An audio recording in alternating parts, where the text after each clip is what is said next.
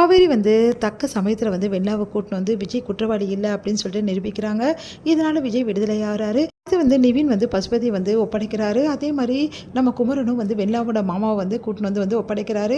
வெண்ணிலாவோட மாமாவும் சேர்ந்து வந்து நான் வந்து கம்ப்ளைண்ட் கொடுத்தது ரொம்ப தப்புன்னு நான் உணர்றேன், அந்த கம்ப்ளைண்ட்டை வாபஸ் வாங்குறேன்னு சொல்லிட்டு வாபஸ் வாங்கிடுறாரு. அடுத்து வந்து எங்கள் விஜய் வந்து ஃபார்மாலிட்டிஸ்லாம் முடிச்சுட்டு வந்து விடுதலை ஆகிறாரு. அடுத்து காவேரி விஜய் வந்து தேடுறாரு. ஆனால் காவேரி அங்கே இல்லாமல் வந்து வீட்டுக்கு போயிடுறாங்க. விஜய் அப்செட் ஆகிறாரு. ஏன் காவேரி இப்படி பண்ணா அப்படின்னு சொல்லிட்டு சொன்னபோது வீட்டில் ஏதாவது அவசரமாக ஃபோன் பண்ணியிருப்பாங்க, அதான் போயிருப்பா அப்படின்னு சொல்லிட்டு புரிஞ்சுக்கிறாரு. அடுத்து வந்து விஜய் என்ன பண்ணுறாரு, வெண்ணிலாவோட மாமாவும் வந்து விஜய் கிட்ட மன்னிப்பு கேட்குறாங்க. பரவாயில்ல, வெண்ணிலா குணமாக வரைக்கும் எங்கள் வீட்டிலே இருக்கலாம், எந்த பிரச்சனையும் இல்லை, வெண்ணிலா குணப்படுத்தி உங்ககிட்ட ஒப்படைக்கிறோம் அப்படின்னு சொல்லிட்டு தாத்தா பாட்டிலாம் வந்து வெண்ணிலாவை கூட்டிகிட்டு வராங்க வீட்டுக்கு. இங்கே வெண்ணிலாவோட மாமாவும் விஜய் வீட்டில் இருக்காங்க. வெண்ணிலா வந்து பேசுறதுக்காக விஜய் கிட்ட நிறைய விஷயங்கள் பேசணும் அப்படின்னு சொல்லிட்டு நினச்சி பேசுகிறாங்க. ஆனால் விஜய் வந்து காவேரி பற்றி யோசிச்சுட்டு இருக்காரு, காவேரி பற்றி பேசுகிறாரு. இதனால் வெண்ணிலா அப்செட் ஆகிறாங்க. இந்த சூழ்நிலையில் இங்கே என்ன பண்ணுறாங்க, காவேரி வந்து வீட்டுக்கு வராங்க. வீட்டுக்கு வந்தோடனே கரெக்டாக அங்கே யமுனா இருக்காங்க. யமுனா பார்த்து அதிர்ச்சி அடைகிறாங்க. யமுனா, நீ எப்படி வந்தனோன்னே, நீ எப்போ வந்தேன்னு கேட்குறியா, முதல்ல நீ எங்கேருந்து வர அது முதல்ல சொல்லு அப்படின்றாங்க. அது கேட்டு அதிர்ச்சி அடைகிறாங்க. என்னடி வந்தோடனே எங்கிட்ட சண்டை போனோம், அவள் வந்ததுலேருந்து இப்படி தாண்டி பண்ணிகிட்ருக்கா, என்னன்னே தெரியலடி அப்படின்னு சொல்லிட்டு அவங்க அம்மா சொல்கிறாங்க.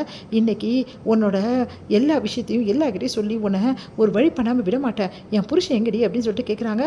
அது கேட்டு அதிர்ச்சி அடைகிறாங்க. என்ன நீ பேசுகிற, உன் புருஷன் எங்கன்னு என்கிட்ட கேட்குற, உனக்கு தானே தெரியும், இங்கே பாரு தேவையில்லாதெல்லாம் பேசுகிறேன், அவளை என்னடி பேசுகிறா இவ அப்படிமா, உனக்கு தெரியாதுமா, என் புருஷனும் இவ்வளோ சேர்ந்து எப்போ பார்த்தா சுற்றிக்கிட்டே இருக்காங்க, நேற்று நைட்டு ஃபுல்லாகவே என் புருஷன் என் வீட்டுக்கு வரலாமா அப்படின்றாங்க. அதை கேட்டு வந்து அவங்க அம்மா வந்து என்னடி இவ இப்படிலாம் பேசுகிறா அப்படின்னோடனே, அவளுக்கு ஒன்றும் முடியலம்மா, அதான் இப்படிலாம் பேசுகிறான்னு சொல்லிட்டு பக்கத்துலேயே வந்துடுறாங்க.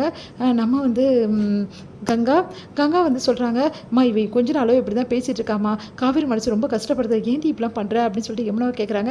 அம்மா உனக்கு ஒன்றுமே தெரியாதுமா, அக்காவுக்கும் ஒன்றும் தெரியாது, இந்த காவேரி பண்ணுற விஷயம்லாம் உங்களுக்கு யாருக்கு எதுவும் தெரியாது, என் புருஷனை வேணுமே மயக்கி எப்போ பார்த்தாலும் இந்த மாதிரி தான்மா கூட்டிகிட்டு போகிறா அப்படின்ற மாதிரி பேசுகிறாங்க. ரொம்ப தவறாக வந்து ரொம்ப கேவலமாக பேசுகிறாங்க. அதெல்லாம் கேட்டு காவேரியால் தாங்கிக்க முடியல. நீ எல்லாம் ஒரு பொண்ணா இப்படி பேசுகிறியே, உன்னெல்லாம் என்ன சொல்கிறது, நிவின் வந்து விஜய் விஷயமாக தான் நேற்று ஃபுல்லாக போயிருந்தாரு, அதுக்கு போய் இப்படி பேசிகிட்டு இருக்க அப்படின்னோடனே, ஓ அப்படியா, அப்போ உனக்கு தெரியும், அதெல்லாம் தெரியாத மாதிரி இருக்கியா, நிவின் வந்து விஜய் விஷயமா ஏன் போனோம், எல்லாம் உன் கூட சுத்த தானே போயிருப்பாரு அப்படின்ற மாதிரி ரொம்ப மோசமாக பேசுகிறாங்க. அதெல்லாம் கேட்டு காவேரி செமையாக டென்ஷனாங்க. இப்போ என்னதான் சொல்ல வர, நீ இல்லைன்னா எனக்கு நிம்மதியாக இருக்கும், நீ இருக்கிறதால தான் எப்போ பார்த்தாலும் நிவின் உன்னையே சுற்றி வராரு அப்படின்ற மாதிரி ரொம்ப மோசமாக பேசிகிட்டே போகிறாங்க. இதை கேட்டு அவங்க அம்மா செமையாக டென்ஷன் ஆகிறாங்க.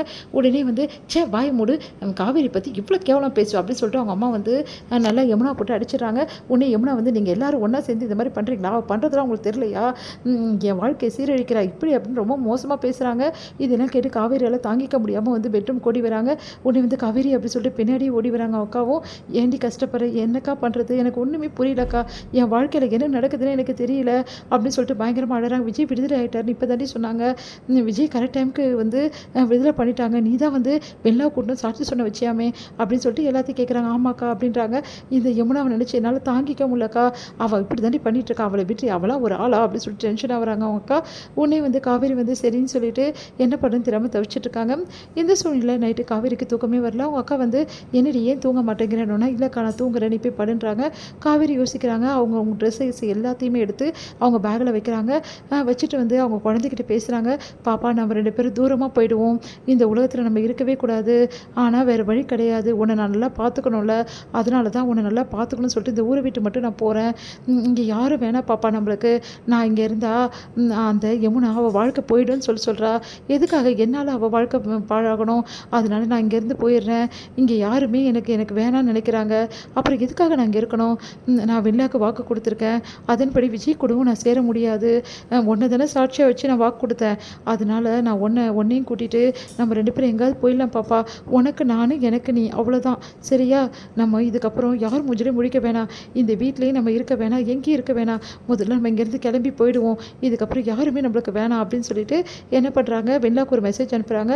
இதுக்கப்புறம் உன் வாழ்க்கையில் நான் தலையிட மாட்டேன் வெண்ணிலா, இதுக்கப்புறம் உனக்கு நான் கொடுத்த வாக்கை காப்பாற்றிட்டேன், இந்த ஊரை விட்டு நான் போகிறேன் அப்படின்னு சொல்லிட்டு வெண்ணிலாக்கு மெசேஜ் அனுப்பிச்சிட்டு காவேரி அவங்க பேக் எடுத்துகிட்டு யாருக்கும் தெரியாமல் வீட்டை விட்டு பஸ் ஸ்டாண்ட் நோக்கி போகிறாங்க. காவேரியோட மெசேஜை பார்த்த வெண்ணிலா அதிர்ச்சி அடைகிறாங்க.